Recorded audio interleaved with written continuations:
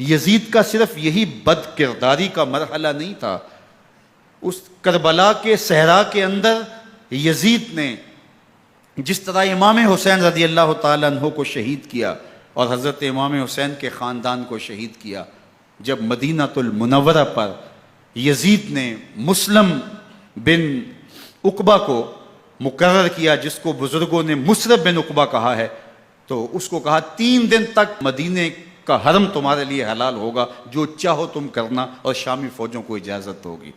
تو وہاں بھی انہوں نے 10,000 تابعین اور 700 صحابہ کو شہید کیا۔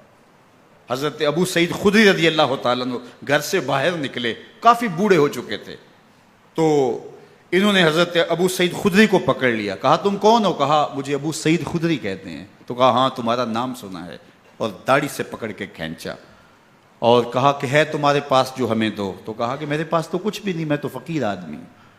تو ان کے گھر ان کو لے گئے، تو 2 کبوتر رکھے تھے حضرت ابو سعید خدری نے، تو وہ کبوتر لوٹ کے لے گئے۔ تو ایک خاتون کے ابھی بچہ پیدا ہوا تھا، اور قابلہ نے، دائیا نے وہ بچہ ماں کی چھاتی پہ لٹایا، اور وہ ماں کا پہلا دودھ پی رہا تھا۔ تو یہ جا کے کہنے لگے نکالو تمہارے پاس جو کچھ ہے، جو کچھ ہے وہ ہمیں دو، ورنہ تیرے بچے کو نہیں چھوڑیں گے۔ تو ماں بچے سے مخاطب ہو کے کہتی ہے، ابھی بچہ پیدا ہوا ہے اور ماں سے پہلا دودھ پی رہا ہے، کہ بیٹے اگر میرے پاس کچھ ہوتا، وہ قیمتی سے قیمتی چیز بھی ہوتی، تیری جان کے لیے قربان کرتی، لیکن اس وقت میرے پاس کچھ ہے نہیں۔ تو ایک شکی آگے بڑھا اور بچے کو ایک ٹانگ سے پکڑ کے کھینچ کے دیوار کے ساتھ پٹک کے مارا، جس سے دماغ کا بھیجا نکل گیا۔ کیا کیا زیادتیاں نہیں کی۔ 700 صحابہ حرہ کے واقعہ میں شہید کیے یزید نے، اور 10,000 تابعین شہید کیے۔ مسجد نبوی میں ممبر رسول کے ساتھ گھوڑے باندھے، اور وہ ممبر رسول اور مصلی رسول کے قریب لید کرتے رہے۔ 3 دن تک مسجد نبوی کے اندر گھوڑے بندھے رہے، اور مدینہ کی حرمت پامال کی۔ مدینہ کے گھروں کے اندر یہ بدکماش داخل ہوئے، اور جو بدکاریاں انہوں نے کی، کلیجہ منہ کو آتا ہے۔ 1002 شیزائیں ان بدکاروں کی بدکاریوں کی وجہ سے کنواری حالت کے اندر حاملہ ہوئی۔ 3 دن تک مدینے کا حرم انہوں نے پامال کیا، اور پھر مکہ المکرمہ میں کعبہ اللہ پر گولے برسائے، اور کعبہ کا غلاف جل گیا۔ وہ تو یزید مر گیا، اور حضرت عبداللہ ابن زبیر رضی اللہ تعالیٰ عنہ نے اپنی خلافت کا اعلان کیا۔ یزید کے یہ کرتوت تھے، ادھر اہل مدینہ کو ستایا، ادھر اہل مکہ کو ستایا، اور رسول اللہ صلی اللہ علیہ وسلم کے خانوادے کی بے حرمتی اور توہین کی۔ نہ صرف انہیں قتل کیا گیا، ان کی لاشوں پہ گھوڑے دوڑائے۔ ابن سعد اور شمر جو ہے وہ خیموں میں داخل ہوا، اور مخدرات اسلام کی چادریں چھیننے کی کوشش کی۔ حضرت زینب سلام اللہ علیہ نے مخاطب ہو کے کہا ہمارے چہرے کے رکھوالے چلے گئے ہیں، ظالم تو خیال نہیں کرتا ہم رسول اللہ کی بیٹیاں ہیں۔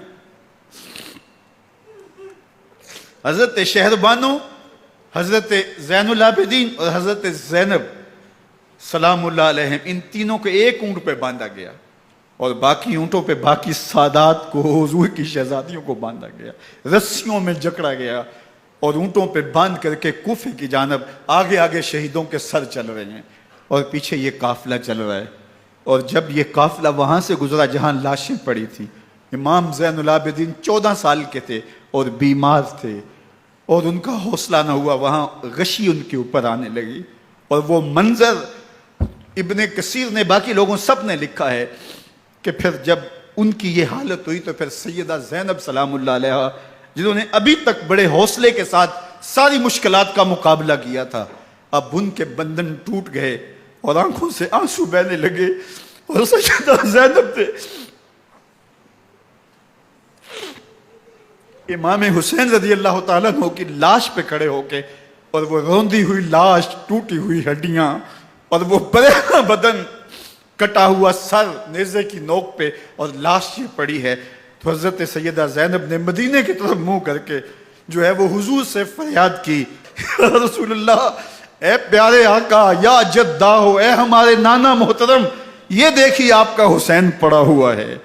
بدن سے کپڑے اتار لیے گئے، خاک ہوائیں اڑا رہی ہیں، اور اس کے اوپر چادر جو ہے وہ مٹی کی پڑ گئی ہے، یا محمد آہو۔ اور آگے فرمایا حضور آپ کی اولاد کاٹ دی گئی، اور پھر کہا بناتوں کا سبایا، حضور دیکھیے آپ کی بیٹیوں کے ہاتھ باندھ دیے گئے ہیں، اونٹوں پہ کس دیا گیا ہے، سر شہیدہ آگے آگے چل رہے ہیں۔